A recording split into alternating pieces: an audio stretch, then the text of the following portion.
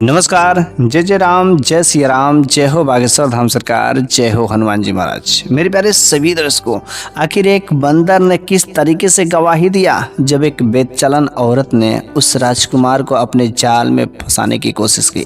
यह जो कहानी है बहुत ही जबरदस्त और बहुत ही दर्दनाक कहानी है। यदि आप इस कहानी के अंत तक बने रहते हैं तो आपको बहुत कुछ ऐसी नई चीजें सीखने को मिलेगी ही मिलेगी। तो बस अब देरी किस चीज की है, तो चलिए हम लोग इस कहानी को बिना देरी किए शुरू ही कर देते हैं।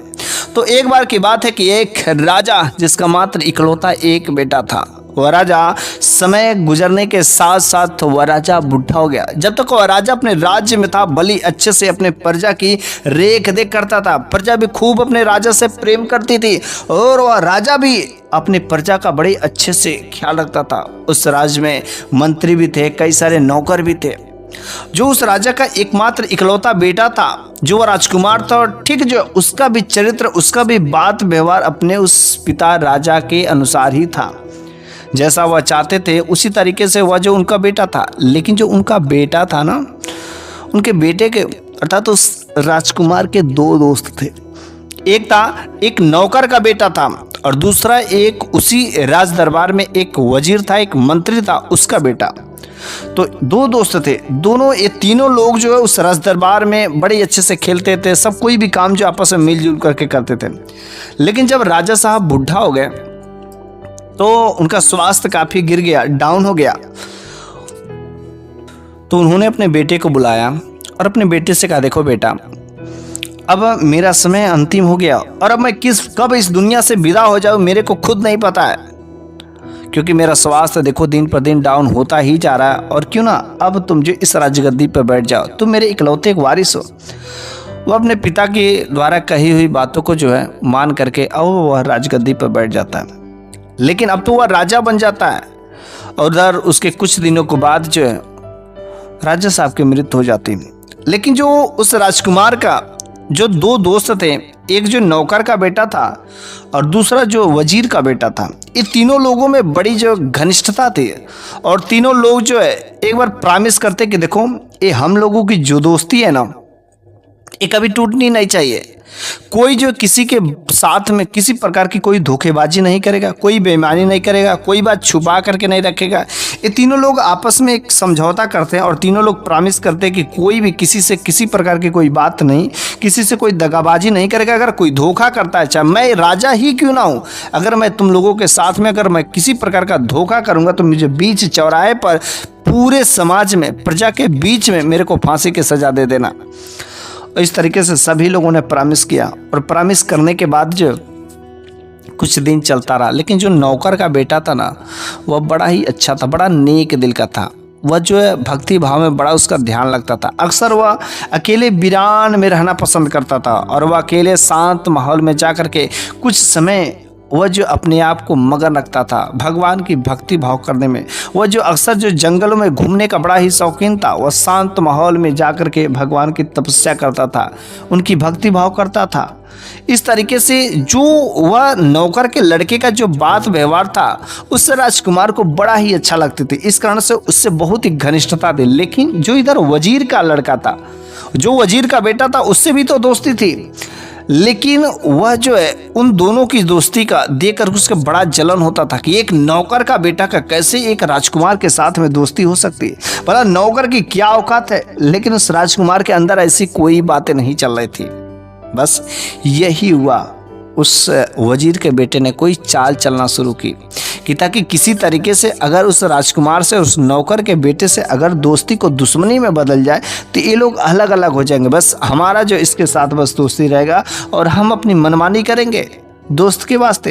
ये लालची था, लेकिन उस काम को डायरेक्ट कैसे अंजाम दे।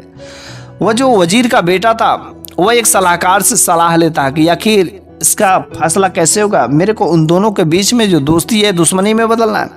तो सलाहकार ने कहा, देखो इसमें तो बड़ी सिंपल सी बात है, कितनी भी गहरी दोस्ती हो, अगर किसी औरत को माध्यम बना जाए, किसी औरत को जरिया बना जाए, तो अवश्य वह जो उन दोनों के बीच में कांटे जो बो सकती है। बस वो कहा कि आखिर ये औरत तो वैसी मिलेगी कहाँ। उसने कहा अरे मेरे को पता है, एक इसी नगर में जो एक औरत रहती जो एक नंबर की झुट्टी है और ऐसे कई सारे वो काम कर चुकी है, बस उसके लिए तो ये चुटकियों का कमाल होता है। उस वजीर के बेटे ने कहा मैं उसे मुंहमांगी रकम दूंगा, बस इन दोनों के बीच में जो दोस्ती है दुश्मनी में बस बदल दो। और वह जा करके उस महिला से, उस औरत से मिलाप करते, मिलने के बाद जो है सारे के सारे बात बताते हैं। तो वो महिला कहती है अरे ये तो बहुत ही सिंपल सी बात है, इसका तो दोस्ती को दुश्मनी में बदलना मेरे लिए दाएं बाएं हाथ का खेल है, बस आप तैयार हो जाइए, बस अब आप ही लोगों की दोस्ती रहेगी, वो जो नौकर का बेटा उसका दोस्ती खत्म। और एक बार राजकुमार और नौकर का बेटा दोनों काफ़ी दोस्त गहरे थे और वो हाथ में हाथ जो है मिला करके लोग जो वॉकिंग कर रहे थे, सवेरे सवेरे टहल रहे थे। लेकिन तब तक उसी बीच वह जो महिला आती है और नौकर के बेटे को बुलाती है, कहती अरे जी सुनिए ना। उसने कहा नहीं नहीं आप यहाँ पर आकर के कहो। उसने कहा नहीं आपसे बस पर्सनली बात है, आइए ना मेरे पास में आइए, मेरे को बहुत ज़रूरी बात है, बस आपसे ही कहना है। तो वह राजकुमार भी कहता है कि चलो ठीक है जाओ देख लो वह क्या बात कहती है।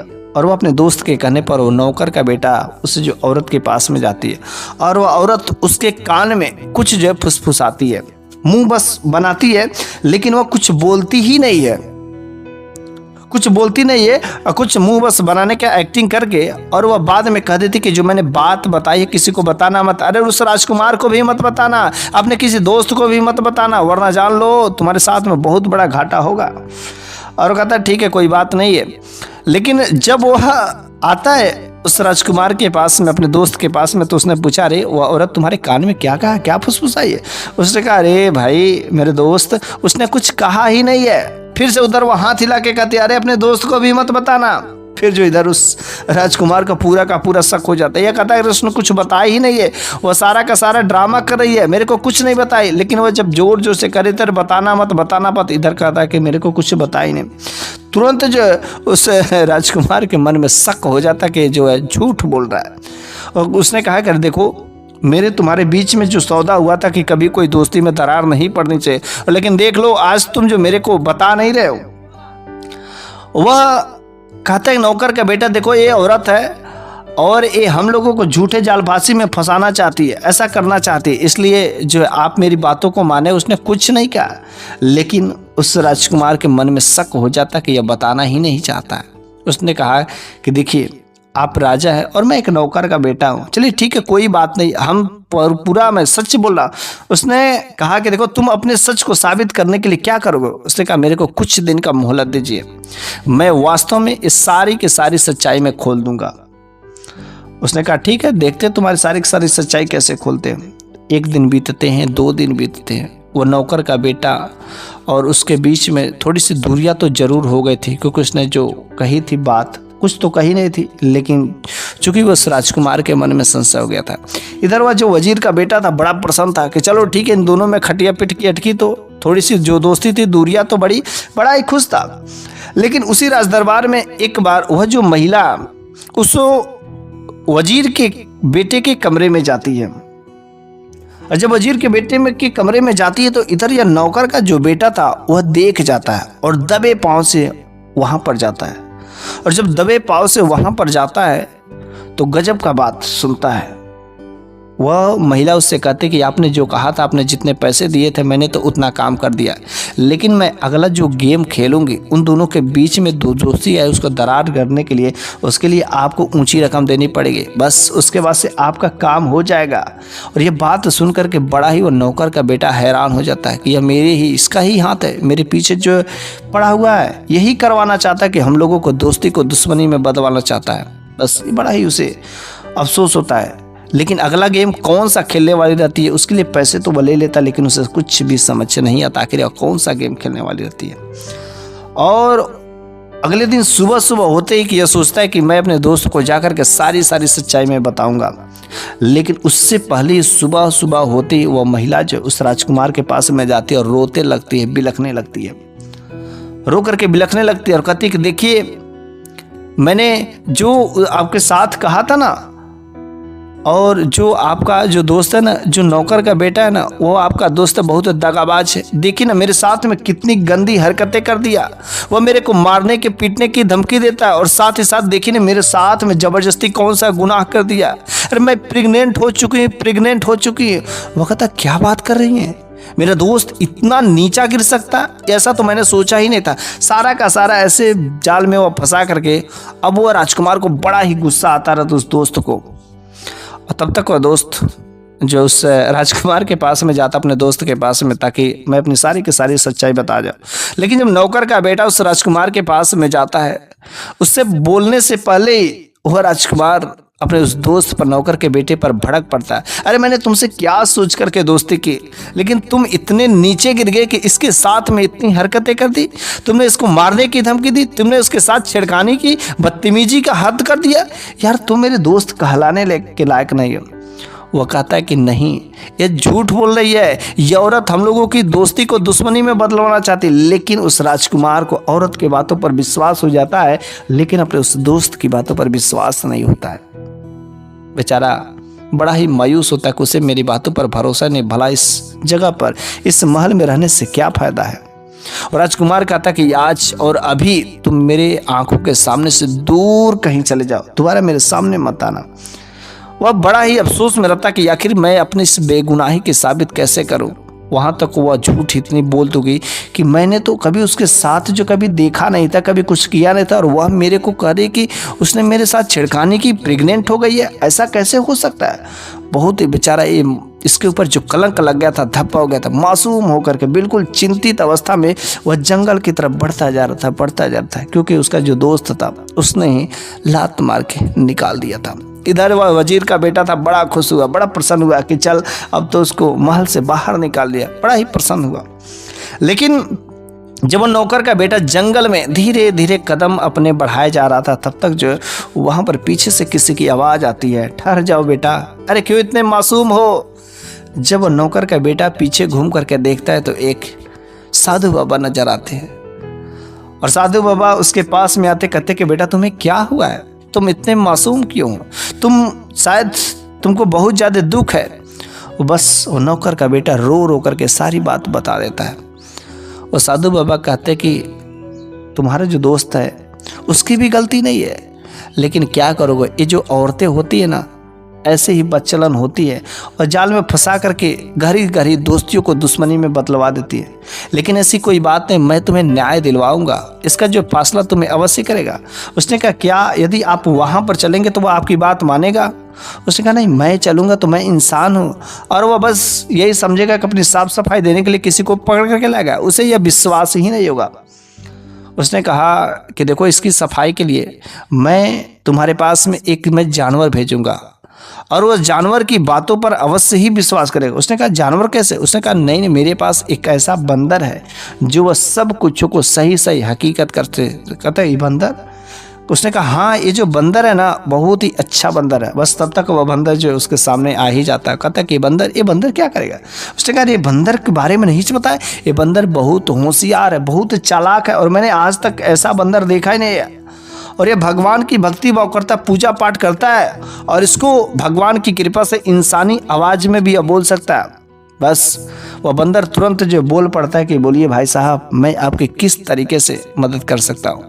वह शख्स जो है, वह नौकर का बेटा, उस बंदर की आवाज़ सुनकर के बड़ा ही हैरान रह जाता है। लेकिन वो कहते करे ये बंदर आपको कहाँ पर, ये कैसे मिल गया बंदर। उस साधु बाबा ने क्या देखे, इसके भी पीछे एक स्टोरी है। एक बार जब मैं इसी जंगल के रास्ते से गुजर रहा था, लेकिन जब मैं जंगल के रास्ते से गुजर रहा था तभी जो है काफ़ी तेज आंधी तूफान आ जाती है। और जब आंधी तूफान काफ़ी तेज आती है तो कोई इधर पेड़ इधर पानी सारे ओर बहने लगते। तो कुछ ऐसे जानवर थे जो बेसहारे थे, कुछ ऐसे बच्चे थे जो बिल्कुल ही मरने के कगार पे थे।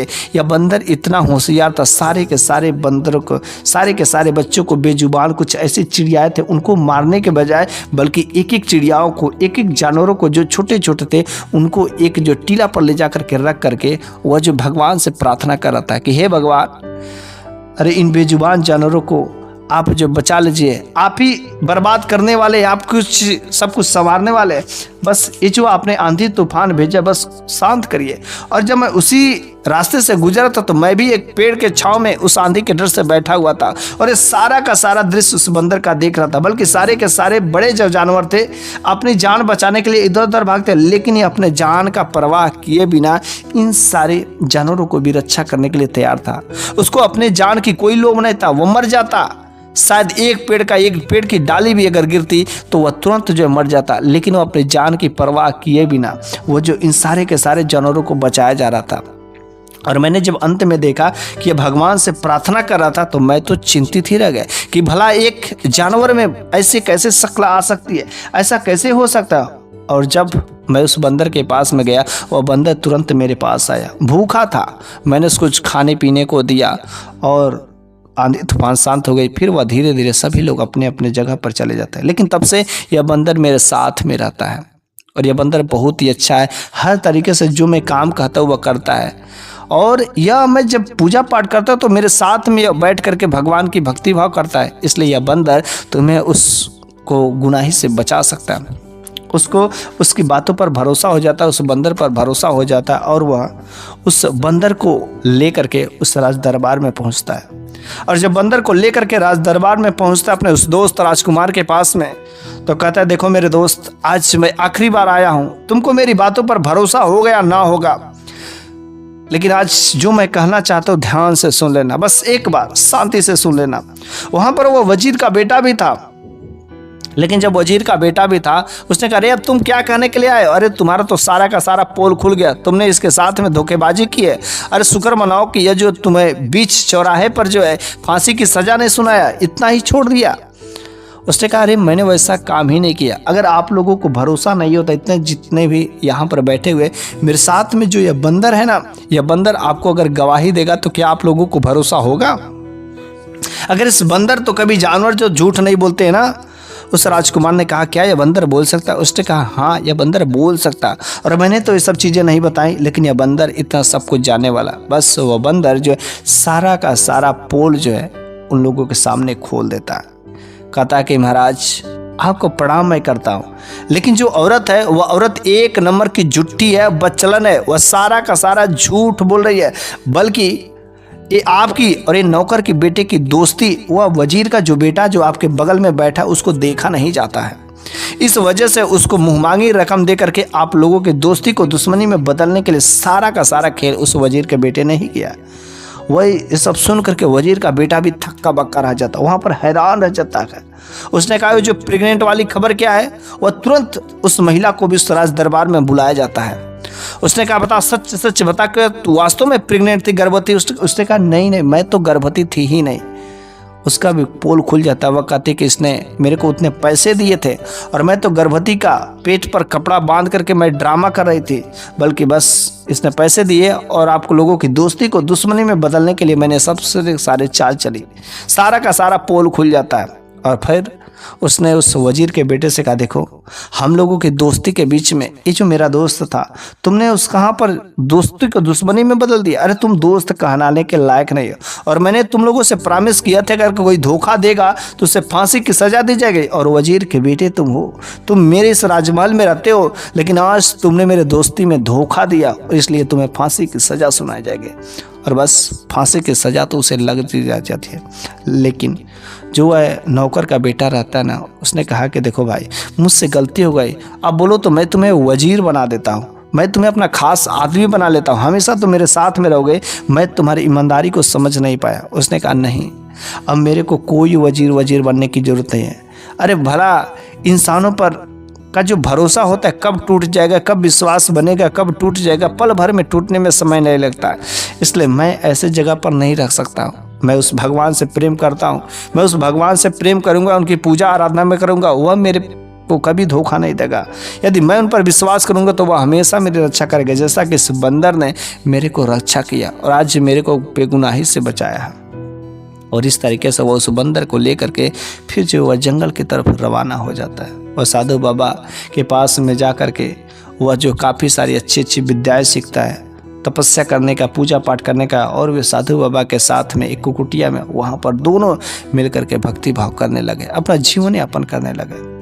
और इस तरीके से उस बंदर ने उस राजकुमार को भी अपने दोस्त से बचाया और इस दोस्त को भी, जो नौकर का बेटा था, उसको भी बेगुनाही साबित करवाया। बस आज की तो यह कहानी बहुत ही शानदार जो थी समाप्त हो गई। अगले वीडियो में मैं फिर से एक नई शानदार कुछ ऐसी ही कहानियाँ लेकर के आऊँगा। तब तक के लिए आप इंतजार करिए। धन्यवाद। जय जय राम, जय सिया राम।